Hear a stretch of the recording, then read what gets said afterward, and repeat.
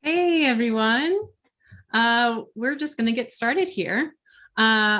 Yes, let's let people in, Melissa, as people are all coming in. I'll introduce myself. I'm Laura Zitron, and on behalf of the Feminist Futures Hackathon, welcome to the opening night of our art exhibition, Between the Future and the Familiar. I'm so happy y'all are joining us here.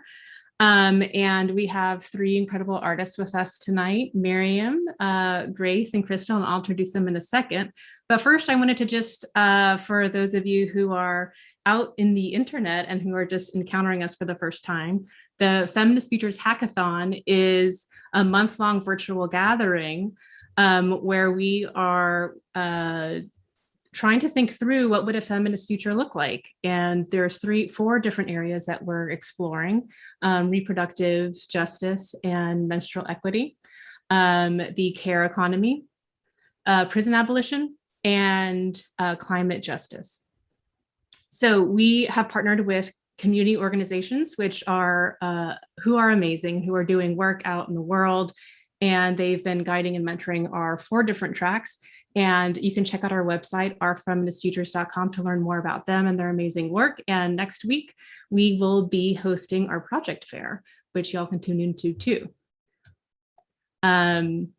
So with that, I will introduce our show tonight. So the exhibition is taking its cues from the theme of our hackathon, which is building a home together from the various places that we're currently calling home.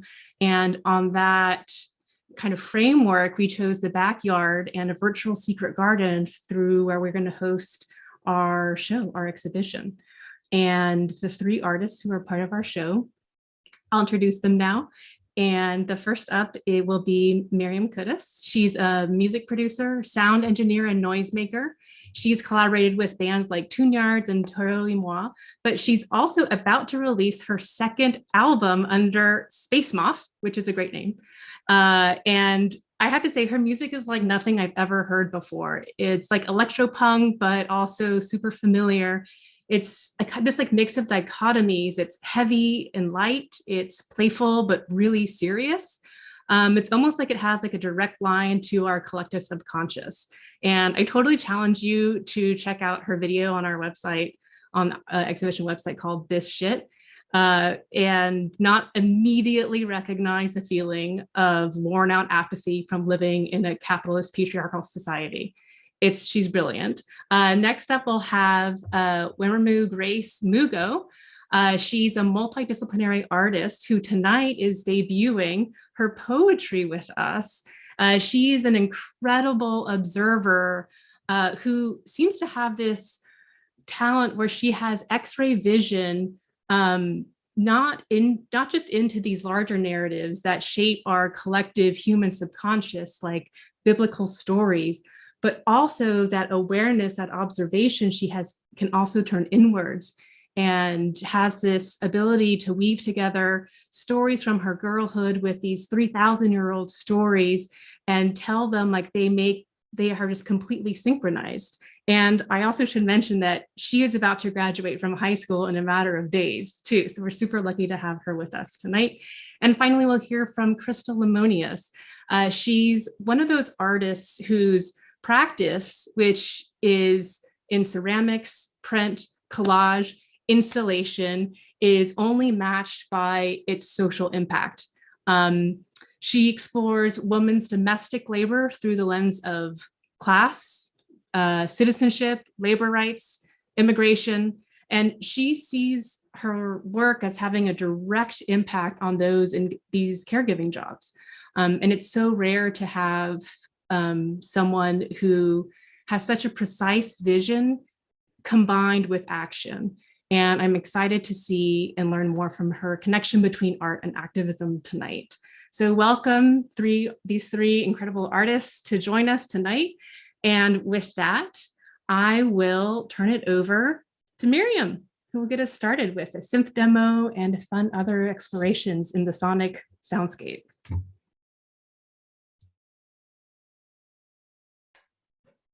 Hi, everyone.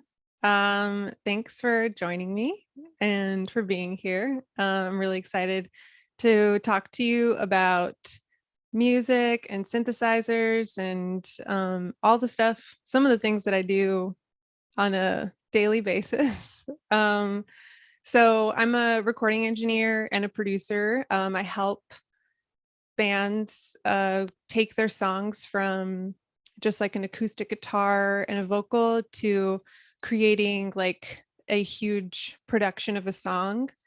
And I got my start in this field from the younger age of just starting to play guitar when I was 12. I started playing guitar.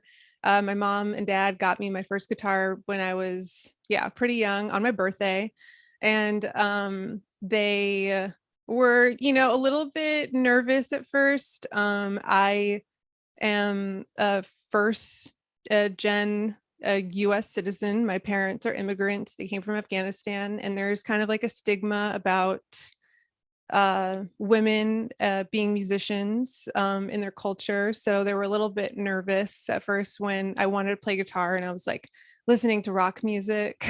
So but they got brave, and they were like, okay, yeah, we'll let you do this. We'll let you learn how to play guitar. And they were pretty supportive, and helped me get guitar lessons. And eventually, when I was like 16, I got my first job and started taking voice lessons and paying for my own lessons so I could get better at singing. And I really wanted to pursue a career in music, but I was also just sort of like scared of the idea because of my family and my background. My parents worked really like minimum wage jobs, and just like a lot of children of immigrants, they just want the best for their kids and want them to be able to like make money in a job. And music is a tough industry to get into. So I actually started going into like wanting to go to medical school at some point, and was just like, oh my God, I can't do this. What am I doing? I cannot do this. So I was just like, one day I was like, sorry, mom and dad, I have to be a musician. I have to pursue this career. And I immediately started taking music classes at community college, and I got into Berklee College of Music in Boston. I went to school there for a year. And through all of those years, I was playing guitar, writing songs, learning how to record music at home using like cassette players or cassette recorders or 4-track recorders, and then eventually like GarageBand when I got my laptop, and then Logic. And um, could never get things to sound very good. and and I was like, okay, well, I think like if I want to release my music, I have to go to a professional recording studio. I should hire professionals to do this. So I eventually went to a recording studio to record my songs, and it was like the most mind-blowing, exciting experience ever. Because like I had this song that I had been playing in my bedroom that had just turned into like this full-blown production, and was just so amazed by how someone could do that, how they could take this like skeleton of a song and just add all these instruments and make it so cool and sound the way that I had imagined or hoped it could be. And I just found myself in a spot of like, huh, that's really, really cool that they can do that. And also, I loved seeing I loved the environment of the recording studio because it's like very warm and it's very, you get to drink a lot of coffee and you hang out with a bunch of musicians, and like, if you're lucky, you work with really great musicians. So I was like, man, if I could learn how to do that, but also along the way, be able to get better at recording my own music and to like fully realize the music that I want to make, then that would be amazing. Um, so I started to intern at a couple of recording studios. And I also at the same time took some basic classes on engineering and just like the intro to recording.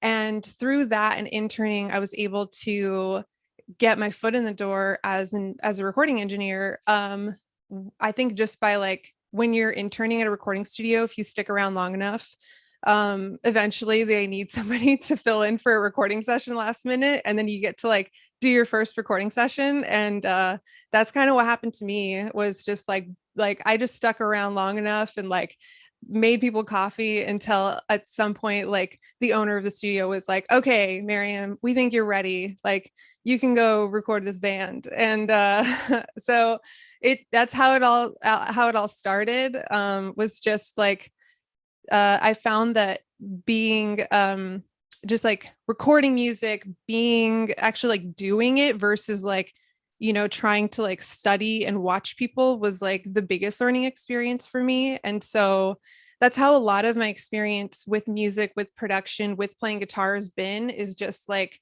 a lot of it. I've been lucky to have taken some classes with people and like learn a lot from people, but I've also found that just experimenting with things, I've learned so much that way. So like a lot of playing guitar and synthesizers and production tricks, like is just like a lot of time experimenting and putting new tools in your toolbox. So one of the things that I got really excited about through recording and playing music that became kind of like a big part of my sound as a musician were synthesizers. And recording studios have like a ton of cool vintage synthesizers that are like super expensive. That's kind of the cool thing of being at a recording studio, is you get access to a lot of those things and get to play with them. So I have, you know, have this this Korg Poly 6. It is the first synthesizer that I bought myself about like 10 years ago, and is one of my favorite synthesizers. And I would love to tell you a little bit about synths. You know, I don't want to get too into the nerd zone, but I will a little bit. But I think like what I'd like to do before that is just like play some stuff for you on the synthesizer and then kind of talk about some elements of a synthesizer and what it does and how it works. What I'm using right now is the Korg Poly 6 and this little box here is called the Norns. And it's basically like a little computer box of different scripts and things, tools you can use to experiment with music. And one of the things that it has is a really cool looping device. And for those of you who don't know what a looping device is, it's just like a way for me to play something and for that to just play over and over. And then I can layer different things that loop together to create some kind of song or piece. And the thing that I'm going to try today is mostly just going to be improvised. And this is something that I do when I'm like trying to get out of my head a little bit and just like before I'm diving into music, or even like right before I'm going to sleep, to kind of like slow me down and like just be creative and not think about having to like make a big thing, but just to be able to create something for fun, kind of like bringing that teenage energy of like playing guitar in your bedroom. So just to test, is everyone hearing this? Thumbs up. Okay, cool. So I'm gonna try this is gonna be like pretty ambient and spacey, so feel free to lay back and relax.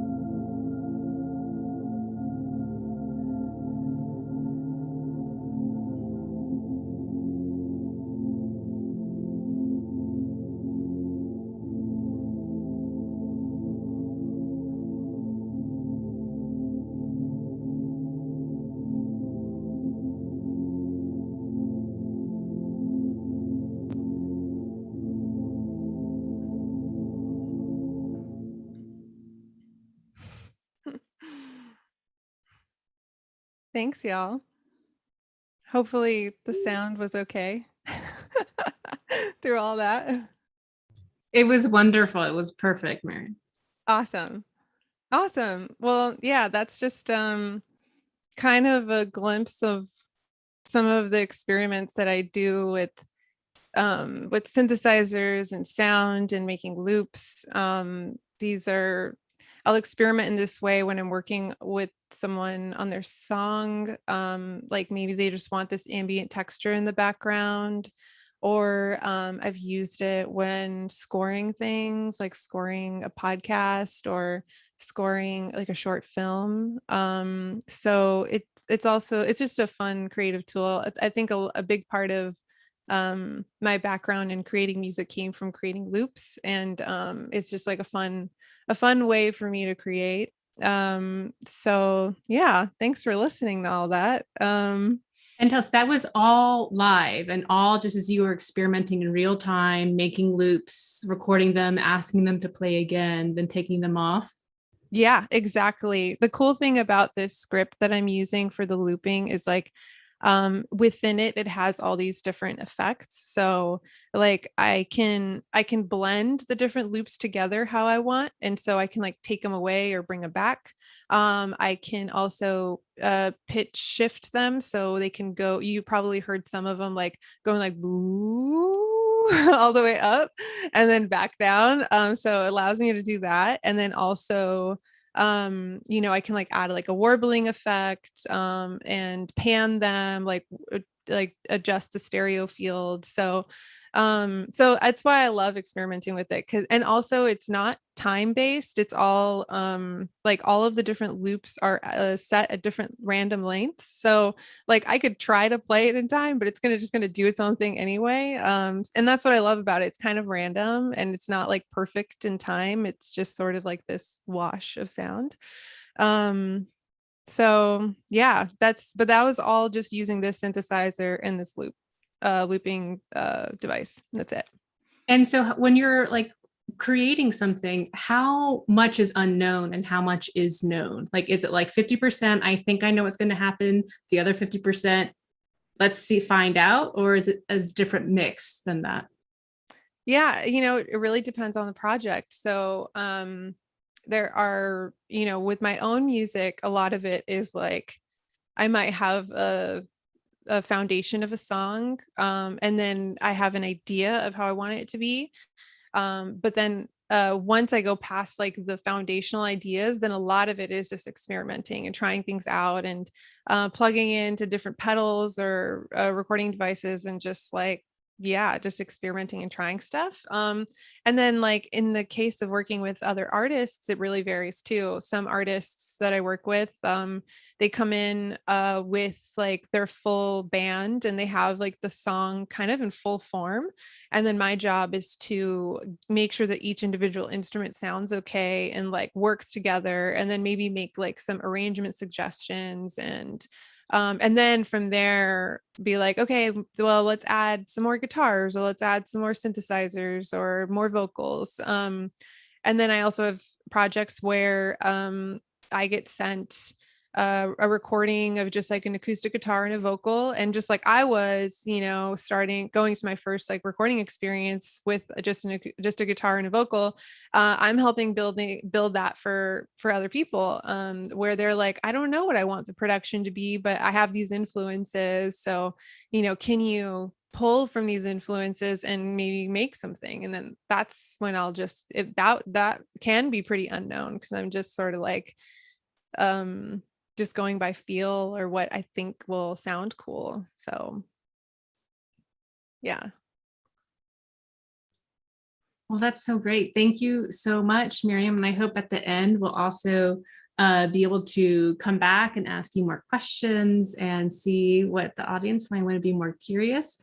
Mm-hmm. And in the meantime, if people have questions about like, talk to me about more nerd synth stuff, we welcome that too.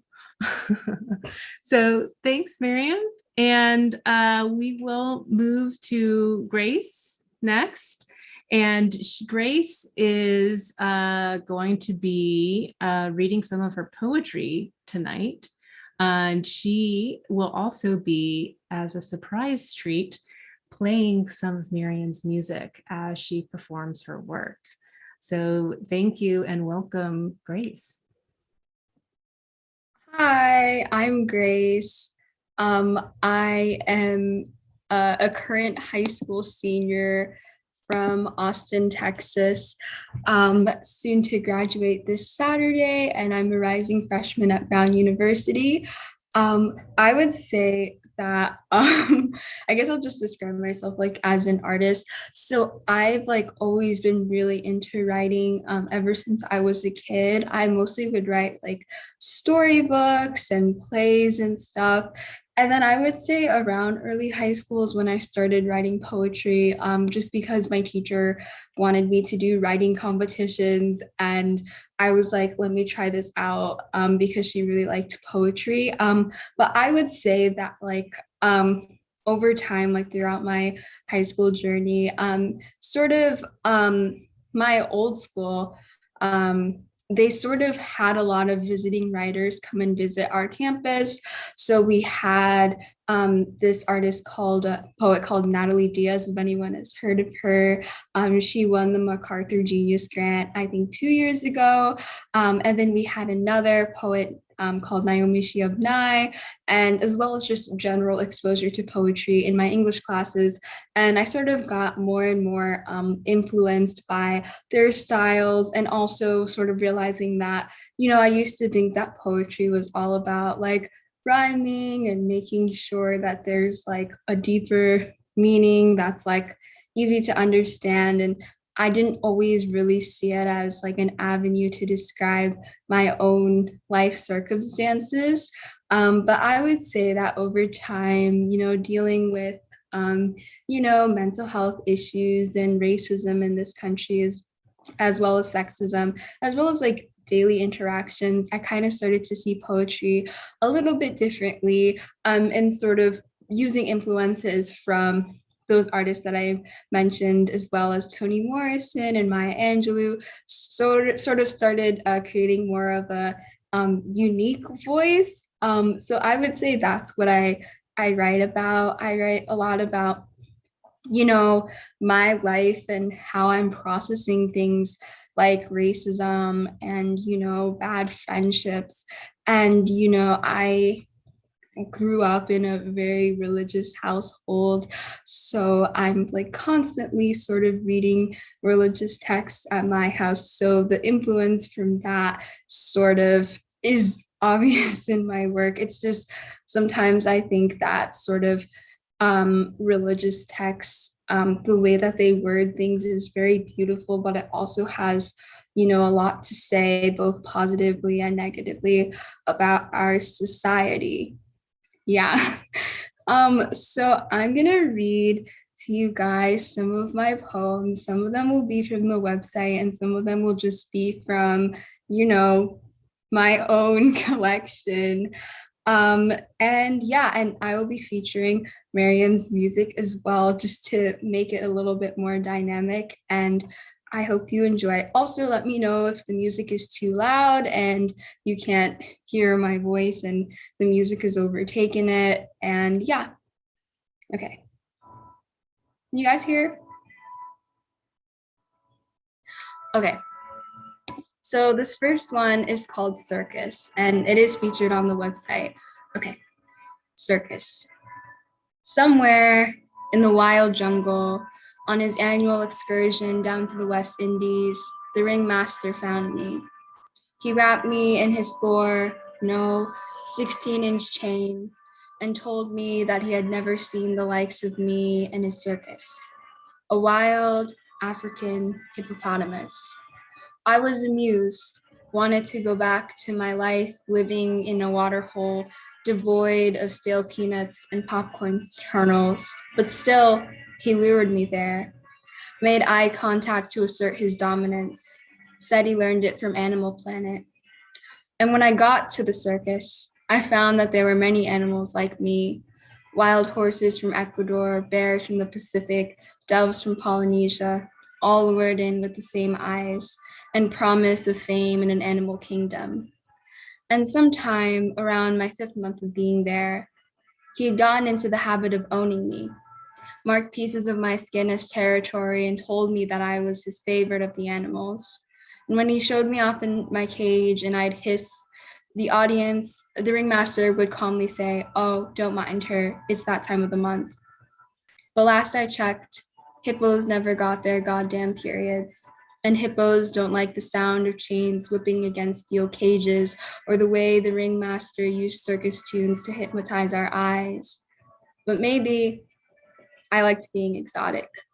Maybe I liked being a thing to be played with, a thing to be manipulated. And maybe I liked feeling looked at for once and loved, even if it meant becoming an animal. Okay, so that one is about, like, I don't know, I just feel like it's not necessarily a situation I've been in, but I just sort of like general fetishization that a lot of women and people face, whether due to their gender or their ethnicity or their race. But, you know, I feel like sometimes, you know, everyone is like really lonely and, you know, there's a lot that, like, it's so sad, but like there's kind of like a lot you can take just to be looked at, to experience love, especially if it's something that is inconsistent in your lives and not a constant. And I think that, like, at the end of the day, all people want to be seen. And, you know, people go about it in different ways and people put up with a lot of things. Kind of, so using the metaphor of, like, you know, domesticating an animal, I felt like I tried to like capture that. I don't know. I wrote this poem kind of a while ago when I was 16, but you know, I like it. But yeah. I will read another one. Okay. So this next one is called Human Nature. And I wrote this sort of after the shooting of Ahmaud Arbery. And, you know, just sort of the trauma that I felt from that. Not like it was the first time that, you know, I had seen that or witnessed that. Seeing that the Black Lives Matter movement has been around for a while. But, you know, just sort of processing that as somebody that's Black and has Black males in, you know, my family. And so, you know, along with sort of internalized notions of, you know, just the way racism has played out. And I, as someone that's drawn to art and not just like writing, but visual art, you know, sort of like high culture art. And I remember when I was little, I used to like always wanted to like go see the Sistine Chapel and all that like fancy like European Renaissance sculptures and paintings, and just kind of realizing that like there's a reason why Black people and why people of color are not a part of that. And it's about, you know, the poem is about sort of like reaching divinity and stuff. Okay, so this one's called Human Nature. Somewhere on the grand ceiling of the Sistine Chapel, God touches fingers with a Black man. Don't believe me? Well, I saw it myself, between cracked concrete of pale blue paint and sealing wax. You see, what happened is that Daddy, Polly, and me were going to Aunt Phil's birthday bash. There's a game we like to play where we race to her house. Daddy always said that the first gift ever bestowed on the Negro was the ability to run. Eyes small and eyes nimble. Our black purple backs rub against each other as we race under a pale blue sky. But then we get thirsty. Daddy says it's a long way to Aunt Lil's and looks around longingly, sees one of those loopwad trees that Mom used to make marmalade. He says, there ain't no harm, ain't no foul, and puts his black hand on that yellow fruit. And then a whole chorus of little baby angels emerged from the sky, then a finger. God himself reaching out his hand, completing the fourth panel of Michelangelo's iconographic. But then he was shot. Hit him first in the hands, second in the bottom of his head, and all the paint on the Sistine Chapel melted away. The man who shot him came out and yelled at us and told us we were on neighborhood property and says we were trespassing. But them trees looked like public trees to me on streets as plain as daylight. I tell that man that daddy didn't steal from anybody, but he says that stealing is what a Negro does best. I glance down at Michelangelo's greatest creation.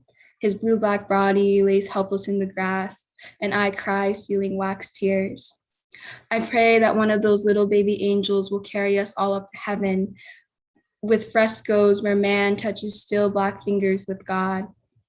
If I were there, I would ask God why we were born dirty, why we were born to be the scorned children of Ham when we praise his name in the highest every muggy Sunday evening, and why a God so fair and so beautiful would make an ugly black thing like me, like us, and at least not take daddy up and away to heaven, or at least tell him to run, because that's all a Negro is ever good for.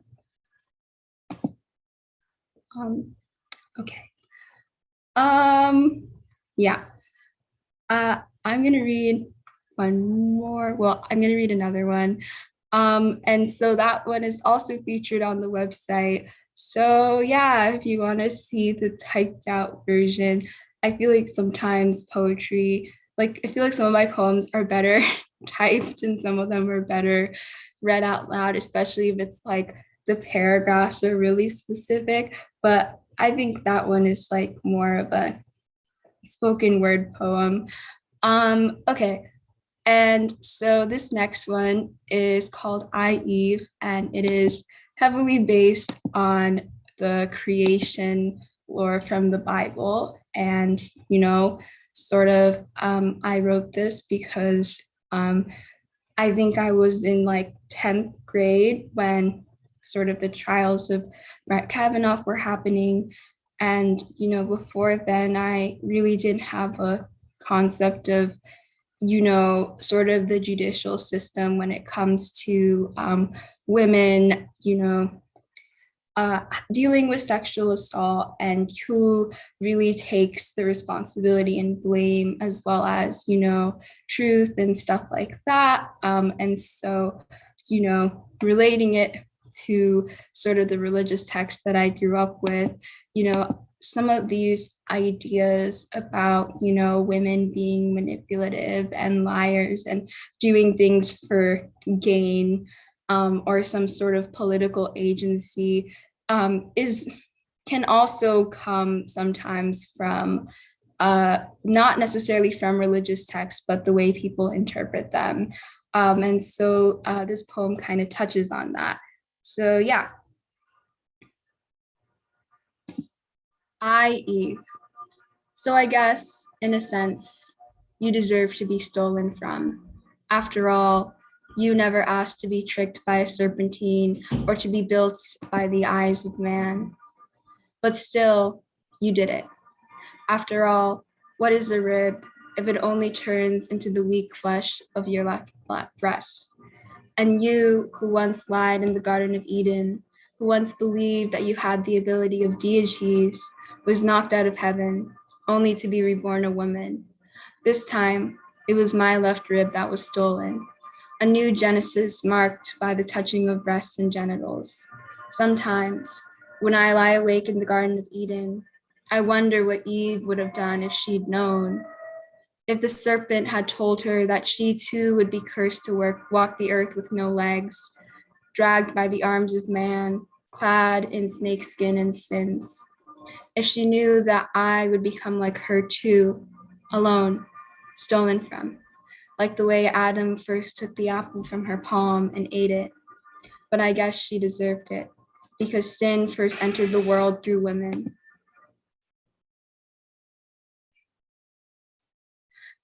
Sorry. But yeah, okay. I in my last sort of 10 minutes, I'm going to read to you now some poems that are not on the website. And these ones sort of are not usually the ones that are like, I don't think that I have them on my website. They're just sort of new, experimental. I kind of probably wrote them this school year. And so, yeah, they touch on sort of different themes. I mean, again, it does talk about like sort of, interactions and stuff like that in regards to race, gender, and society. And yeah, so this next one is called New American Gothic. And I really like this painting called American Gothic. It's like really famous. It's like the people that are farmers. And I don't know, I was just sort of driving around one day. I live in Texas, it's a really big state. And, just sort of seeing like the abandoned, factories and straw mills and sort of thinking about the consequences of, neoliberalism. So yeah, I'm going to read that one for you now. Okay.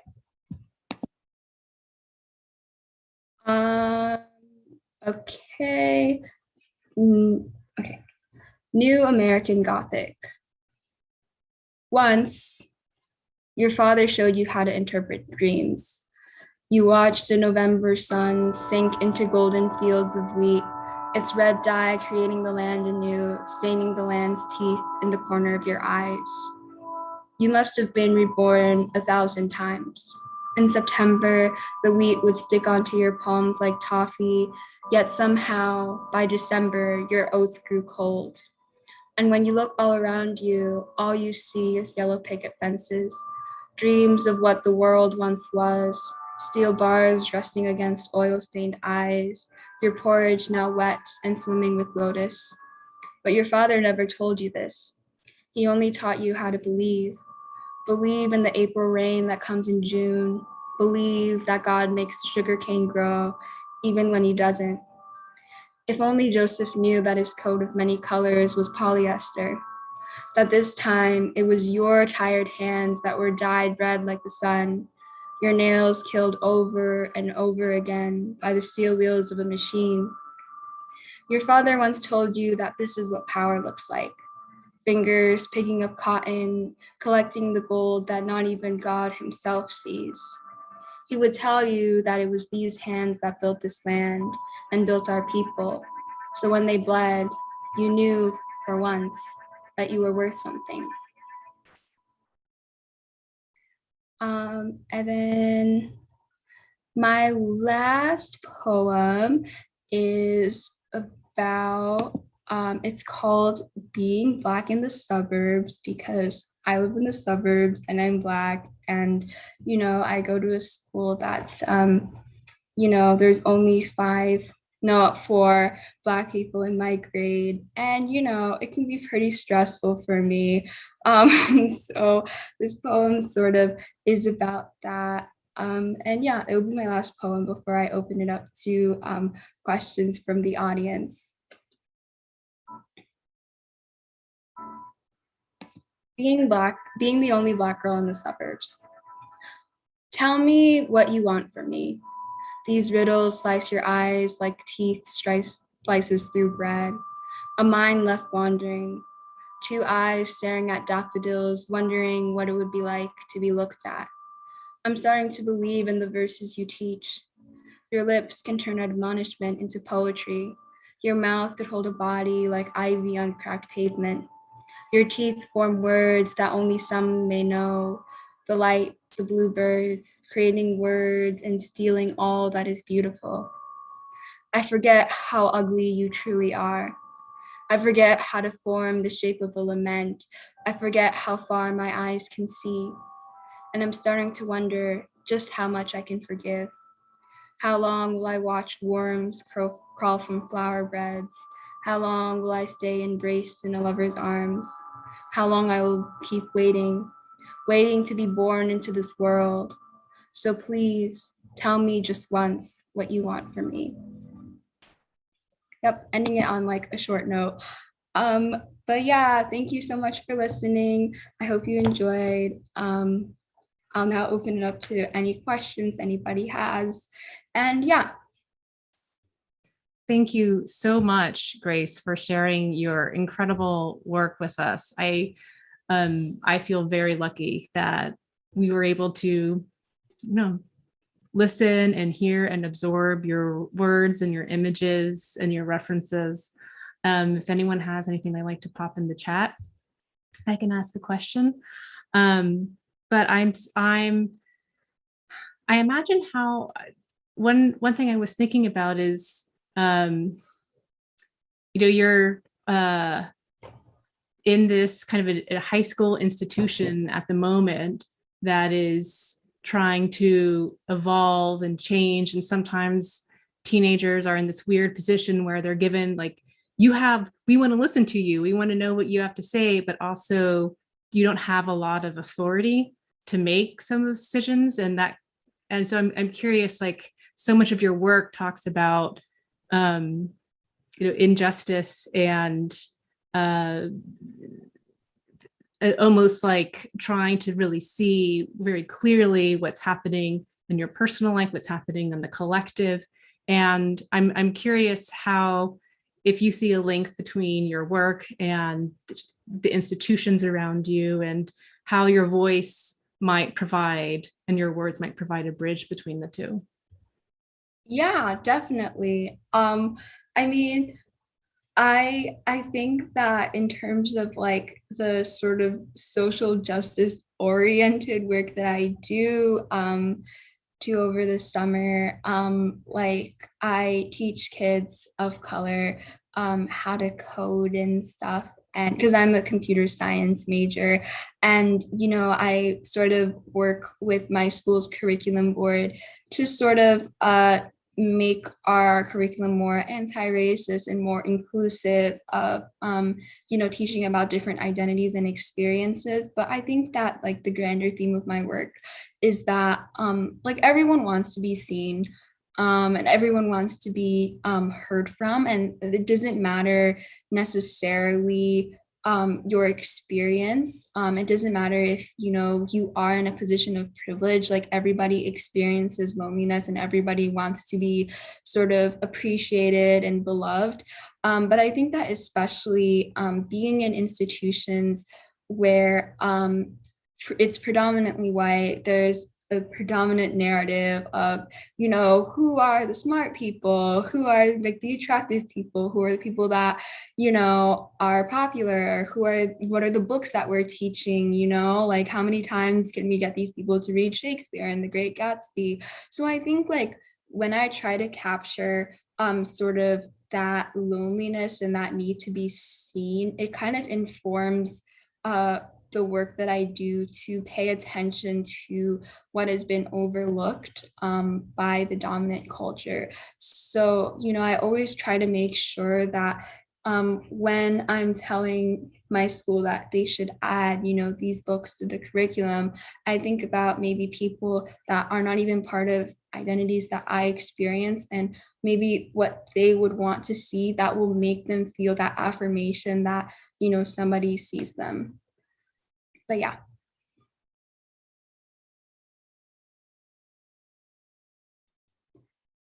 That's really incredible. I mean, to be able to do your work of writing, of thinking, of feeling, and then to bridge that to sharing and to finding a place for a home for it to sit and be with other people is really a gift, not just to them, but to, I think, everyone and us here as well. And I'm curious if one other question, if anyone wants to put one in the chat, Alexis and Joey have two questions. I'll ask them together for you, Grace. Alexis is curious to hear more about your writing process. And Joey is also curious of any intersections you see between computer science, coding, and poetry. Yeah, so I would describe my writing process as like really chaotic because like, I don't know, I it's been hard for me to sort of identify as a poet and as an artist, because similar to Maryam, I'm a second generation immigrant from Kenya. And in our culture, you know, sometimes it can be kind of hard to be like, hey, I'm really into like the arts and stuff when it's pretty much like doctor, lawyer, engineer 24/7. That a lot of people, you know, at my school, like in high school, you know, it's not really like sort of normal to like talk about like art and philosophy and that kind of thing. So I just kind of wanted to like, you know, sort of be as like, you know, on the down low as possible. So I used to like, I mean, I'm always like thinking about poetry all the time. Like I'm always like thinking in verses, and I like think of like cool lines, and I'm like, oh, this would be really good for a poem one day. But then since I'm like not really like, you know, into my identity as a poet, I would just be like, well, you know, like no one will ever read it. Like it's not important. Let me just not write it down. And so I still do that in my writing process.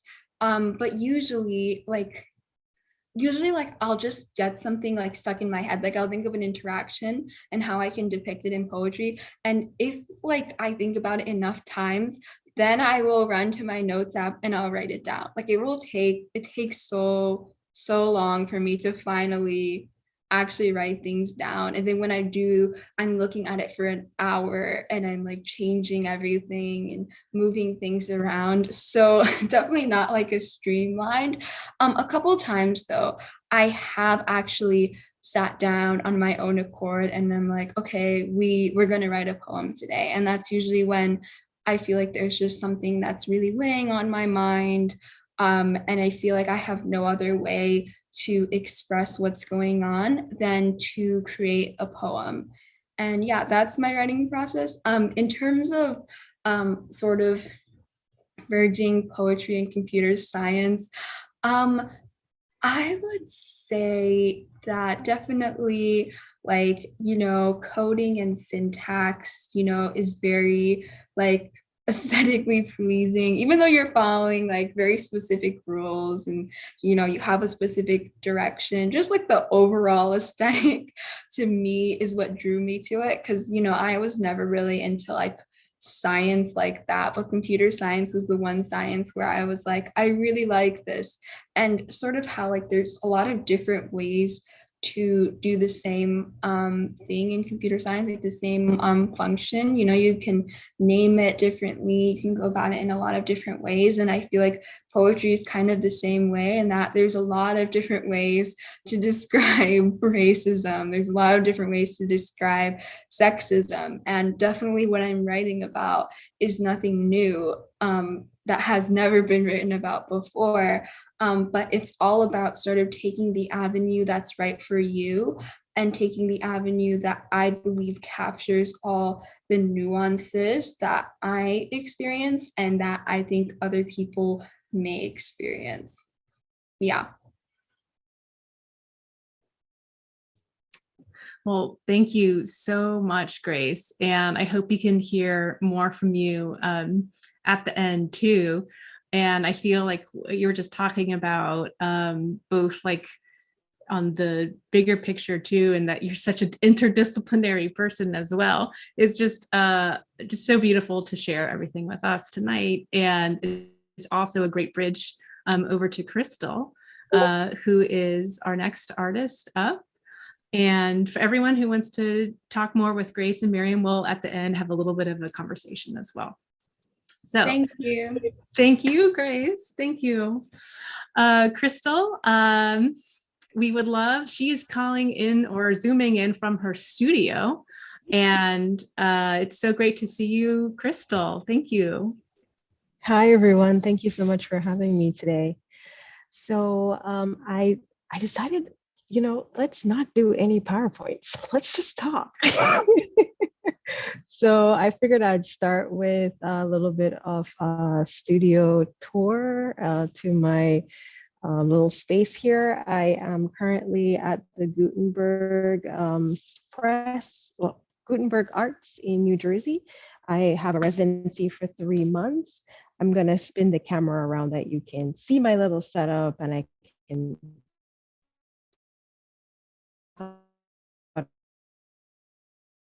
how I work. So let me flip. Okay, so this is a print shop. So you'll see where I work is I have a really lovely singer stylist, 1950s style. And here is the works that I'm currently working on. I am currently using images from my mom, who was once a nanny, a caretaker for children here in New Jersey. And she worked with 4 children where the kids often took, like many parents, kids always get hold of your phone. And as a nanny, not much different. And the kids actually took a lot of these photos. And so I'm using them as reference to, as the initial context to how I talk about domestic labor through her eyes, and in some cases, shifting the view to the individual that could possibly be, or even just a voyeur, someone just looking on. So eventually I'll move on to work on the press, where I do relief printing, which I can talk about a little bit later. So I'll turn back around and I can start the conversation. Is my signal good? Is everyone hearing me clearly? I hope so. Well, one of the first questions I wanted to start with, which often individuals ask, is what motivates me to create these works. So I immigrated to the US when I was about 11 years old. That's a little over 20 years now. And in that time, prior to coming to the US, my parents were professionals, where my mom worked as a secretary and my dad worked for the government as a labor rights officer. In that shift of coming to the US, my parents became domestic workers. That shift created a very distinct identity shift for them. And I can't say I was very conscious of all that took place that was very different, but I know that there was a sense of discomfort in not only things being difficult, adjusting to a new place, and my parents adjusting to new work, but now thinking back, just a bit of an identity crisis that my dad might have gone through, and my mom went through, being one that was a professional, where you might have wore suit and ties and dress suit, and have what would be quote unquote respectable job in society. That shift costed them, how do we place ourselves in this new society? And that's what is the foundation of what currently inspires my work. Right now, I'm focusing on women like my mom, who have been nannies, cleaners, caretakers for the elderly. Why? Because I had another shift in my life where I went to grad school, and relationship with my mom changed in a drastic way. Not necessarily for the better, but hopefully things will sort itself out. And in that shift, I wanted to understand what was the foundation of our relationship. How did we connect, and how could we connect again? And in that search, I realized that a lot of our connection was built on labor, the things that we did in our daily lives that we came home and debriefed about. We talked about our day and kind of, just put it all out there to kind of get rid of the day, to have a nice evening, to start anew the next. And I reflected on all the stories that my mom would tell me about, working with the kids, who was walking that day, who around, and how the kids said something witty, and all the different, monumental steps. And in a lot of cases also jobs where she was not treated necessarily, and how she, mitigated those situations, how did she manage agency in those spaces. And so in that thought, of reflecting on those experiences, that my mom created a series where specifically the series that I'm working on right now is called, which are all in Patois, which is dialect, Jamaican dialect, because I'm from Jamaica, Mommy and My Man. And this is broken English, Mommy being my mother. And My Man is a term that she would often call the children. I think it reflects to a time in Jamaica where you would call a person that you work for like the big boss, or my man being the child that she cares for, but he is like, he's her pride and joy in one way, being that she cares for the child, but then essentially also her boss in a way, because this is her livelihood, what puts food on her table at home.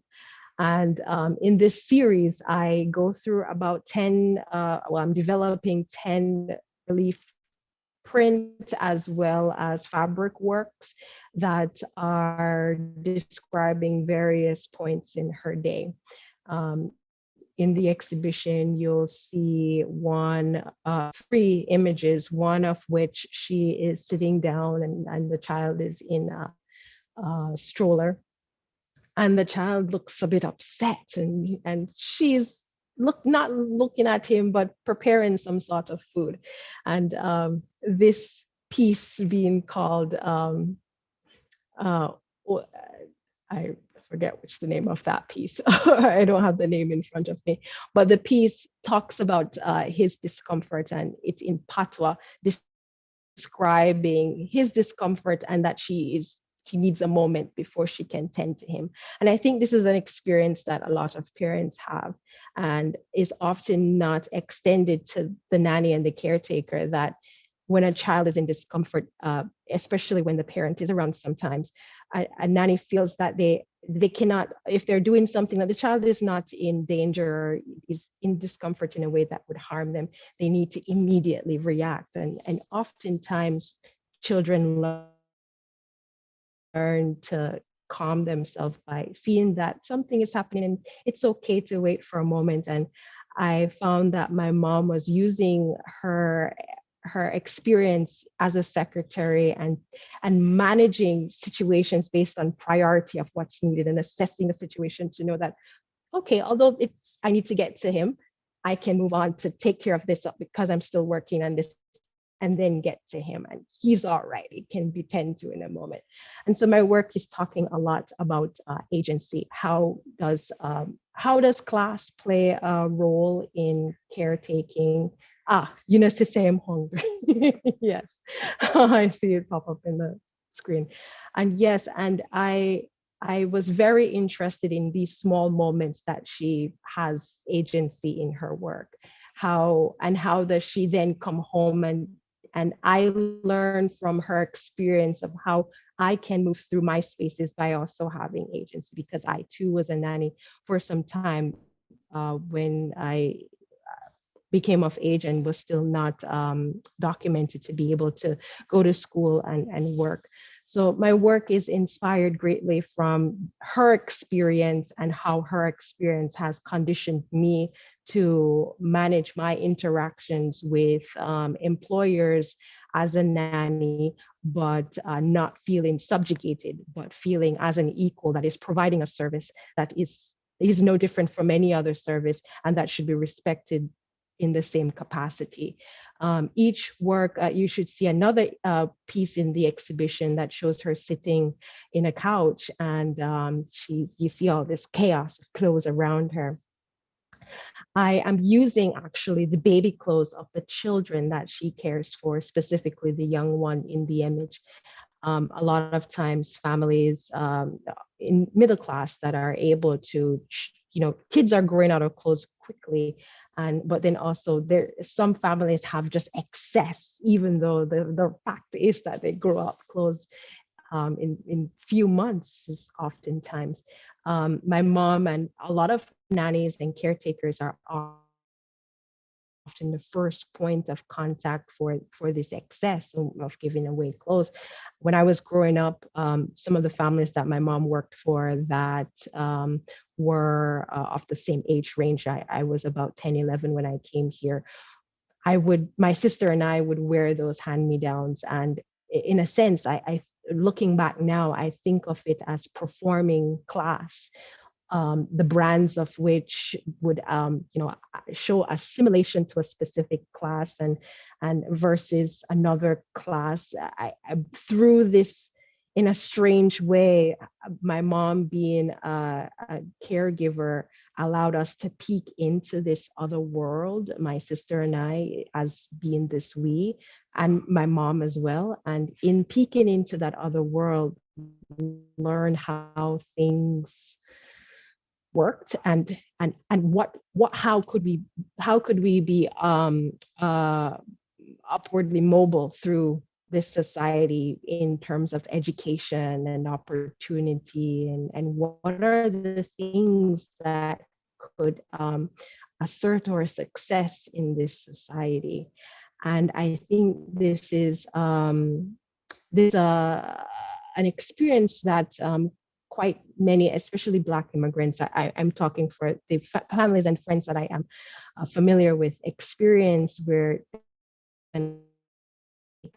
a give and a take much of your heritage and your identity that you have to pack up and put aside in exchange for the American dream, the growth of prosperity and comfort in this society. And I think this work that I create is the negotiation in her space, as far as who she is as my mom, who my mom is as an individual, who I see her as an individual, who the children she cares for sees her as space, because although she's providing a service, she is also like an auntie or a mom in a lot of cases, because my mom would work for 10, 11 hours a day with these kids, and a mom too, if you will. and so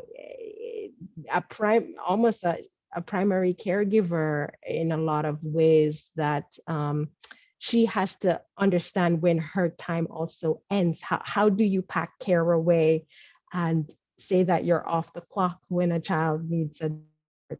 I think that's such an interesting, thought to toggle with.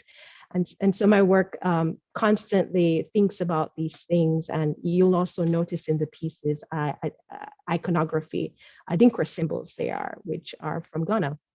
And why I chose these symbols from Ghana, although I am from Jamaica, is that Jamaican patois is rooted a lot in Ghanaian Akan language.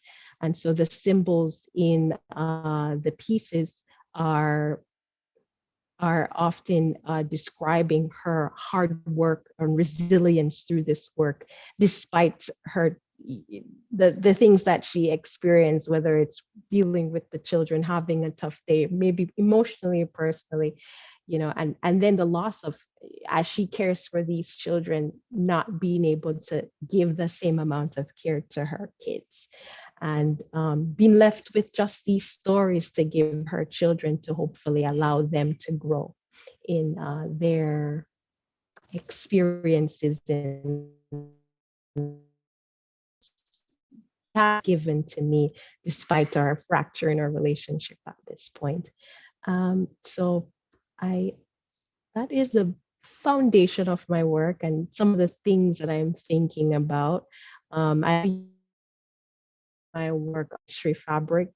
A lot of, I would say, in the work that I create, primary goal is that it is sustainable.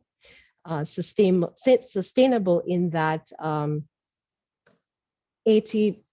75 to 80% of the work, the fabric and materials that I'm using to create the pieces are found, are repurposed fabrics or parts that I am putting together.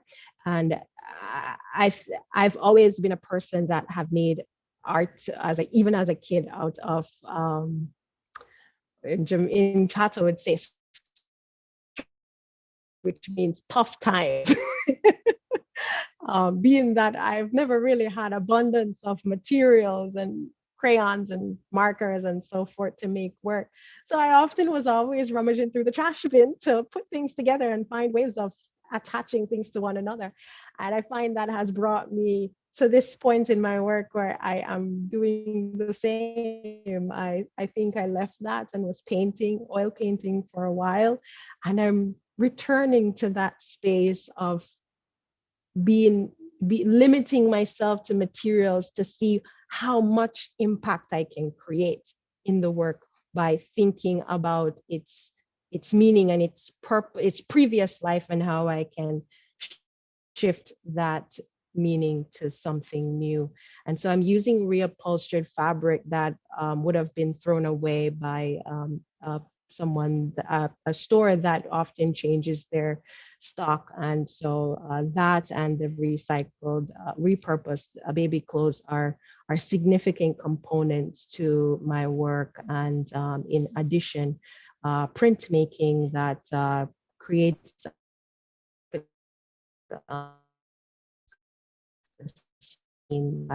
I'm finding thing together and thinking about the duplication of her labor into this experience that the child learns from and takes throughout their life forever. You teach a child to, clean themselves and bathe themselves at one their life. And in a lot of times, nannies and caretakers in America, because of how we're structured for middle-class families, often spend a lot of time in their careers. Nannies are who teaches those skills. And so my work is founded in making sure that one is able to see the value in that labor and also see the caretaker's agency to prioritize tasks within her day. So yeah, I think at this point I can take some questions. Thank you, Krystle. There is so much to digest in everything that you just shared with us. It is incredible.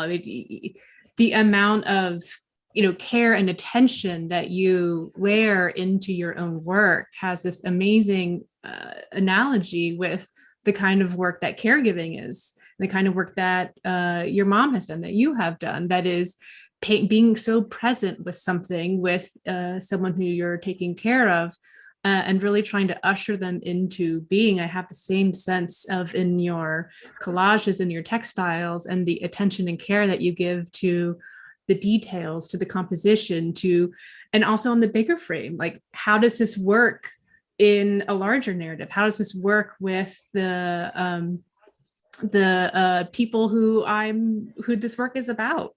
And I'm curious, if I may ask the first question, I know you think a lot about how your work there's a direct line between your work and people who are performing care work. And I'd love to hear, I know you think a lot about this and how that might evolve next for you and your work and NFTs, and looking for making that line even more clear. And as you talk about sustainability and direct impact and the social impact of your work. Absolutely. What initially shifted I was making these fabric works, and although I love that they're aesthetically beautiful and it does create awareness, in the last couple months I've been thinking about how ethical I am also being in terms of who I'm doing the work about. And I'm always conscious of exploitation, as in a lot of times in some of these jobs, that is an experience that a lot of caregivers go through. And so I have been working as, I'm MFA candidate at the University of South Florida. I've been working as a union organizer to extend or impact us as our membership in our union, and learning a lot about laws of faculty and or working contracts and so forth. And that has kind of shifted into my actual work, where I'm thinking about how can I make this an exchange. And that's when I stumble upon NFTs and what NFTs are doing in the art world and how people are using them. And so I started to think about how do I conceptually build it into my work, that it's as thoughtful as the work is. And in doing so, I am currently I'm creating these works and then photographing them, high-res photographs that I am then tokenizing as an NFT, using a platform that is also thinking about sustainability, because I know many people might have heard about how much carbon in the mining process NFTs can create. And so there is a difference between proof of work and proof of share. And so I decided to go for proof of share that has a lesser carbon footprint, but then also allows for a community of individuals that are sharing content and are encouraged to exchange information as to why they're doing what they're doing. And so in putting, not only in sharing on this platform, but in creating the NFT, I want an exchange where I'm also gifting an NFT, which is also an asset to the person that I'm doing the portraits of.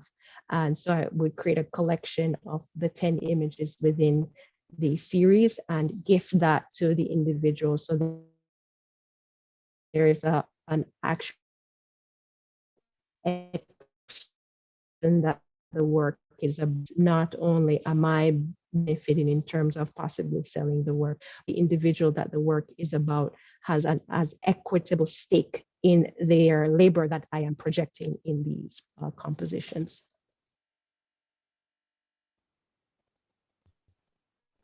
Thank you, Krystle. That's so exciting. I love seeing the idea of something that's potentially just another market, another way to sell art, that you are seeing it as an opportunity, as in a way to not just sell work, but also make this more connected and sustainable, and more of a collaboration between your subjects, yourself, and other people who are out there who want to be a part of your work as well.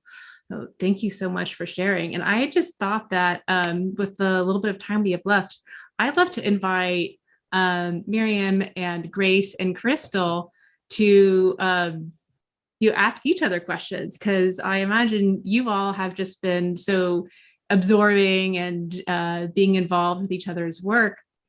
I also want to invite y'all to ask or share anything you'd like to share. Yeah, well, I am fascinated by Miriam's work and how she is engineering these sounds to be these otherworldly experiences. Have you looked at any projects that would not just involve musicians, but also movies and or videos or even sound pieces to go in performances as for performance art? Because I find that to be such a interesting way to also show that. Thank you. Yeah, I mean, I think like something that I've really loved about learning about synthesizers and like experimental music is that there's so much space for it in performance art, and there's so much space for it in movies or film. And like when I went to music school at Berkeley, what I initially thought I wanted to do was film scoring. So like that was like a huge inspiration. I was like reading film scoring books and was really inspired by the idea of like movies and how sound comes together. But I think like I've been curious to try like as like galleries and stuff open up too, like the idea of creating like a sonic bed of music while people are looking at art, which I've experienced going to things like that too. And it's pretty cool when you can pair music with art, or also like with Grace, where like you were performing with music. It's just a nice texture to have behind everything. So yeah, definitely, like I love being able to connect those things when I can. Awesome.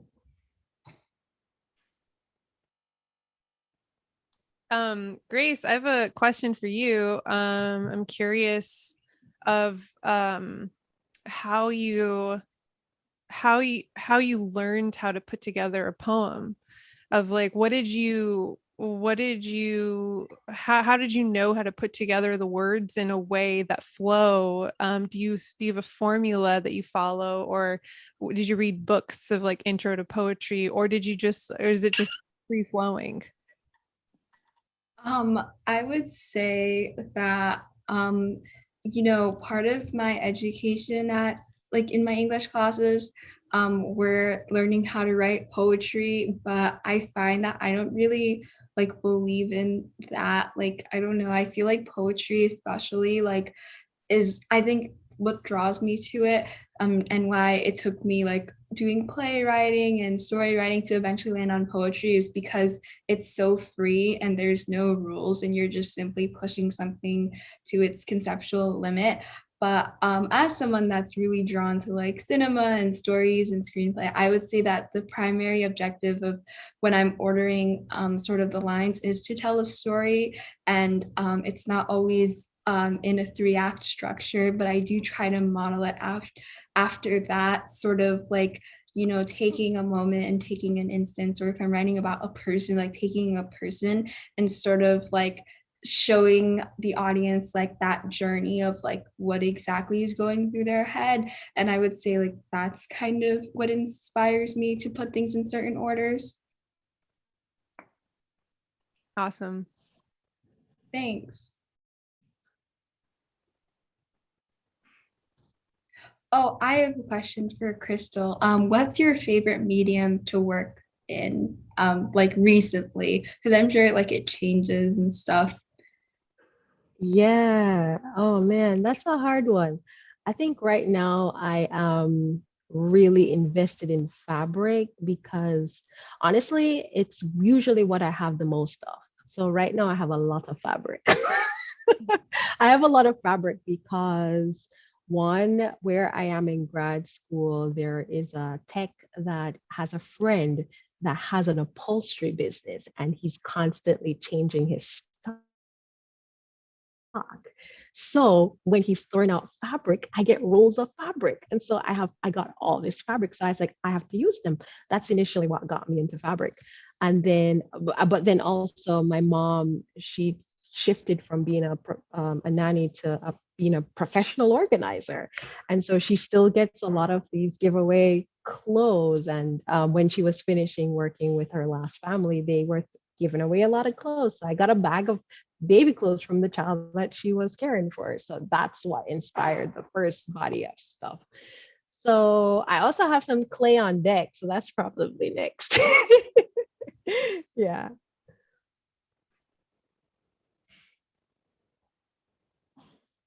I love it. It's so generative, and it is so much of all three of your work is really about listening to materials, or listening to like your inner experience. For you, Grace, for Maryam, like listening to the background of people's imaginations, and for you, Krystle, for your mom's stories, the layers of care and attention that's woven through all of what we've been able to be a part of tonight.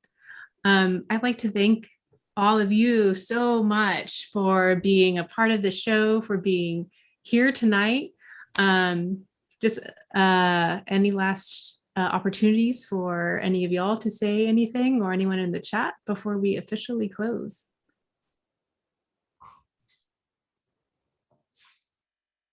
I appreciate this opportunity to share my work, and I know that a lot of great ideas will come through this hackathon with all the inspirational questions that I see popping up that we didn't get to.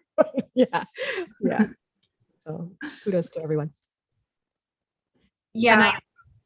I- Oh, I would also like to thank everybody for taking the time to listen to us. And I love the work that you guys are doing, merging coding and social justice. And I'm really excited to see the showcase at the end of the month.